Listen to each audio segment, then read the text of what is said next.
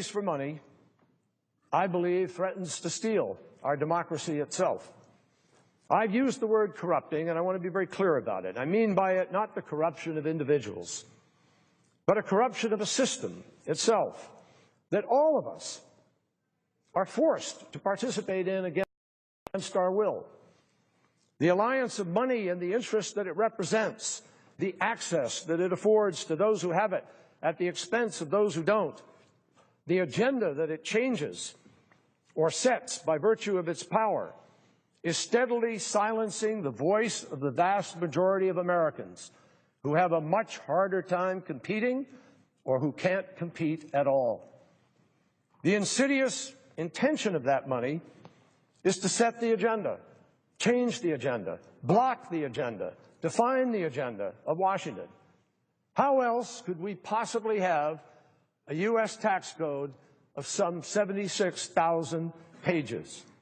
Ask yourselves, how many Americans have their own page, their own tax break, their own special deal?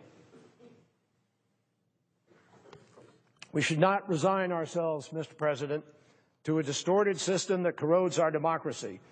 And this is what is contributing to the justifiable anger of the American people. They know it, they know we know it, and yet nothing happens.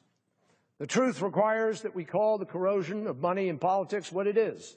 It is a form of corruption, and it muzzles more Americans than it empowers, and it is an imbalance that the world has taught us can only sow the seeds of unrest. Like the question of comity in the Senate, the influence of money in our politics also influences our credibility around the world. And so, too, does the difficulty, the unacceptable and extraordinary difficulty we have in 2013 operating the machinery of our own democracy here at home. How extraordinary and how diminishing that more than 40 years after the Voting Rights Act, so many of our fellow citizens still have great difficulty when they show up on Election Day to cast their vote and have their voice heard. That, too, is an issue that matters to all of us.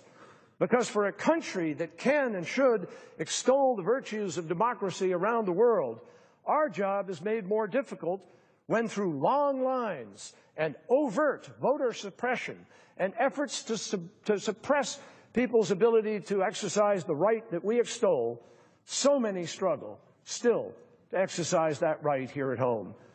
The last of the three obstacles that we have the ability, if not yet the will, to overcome is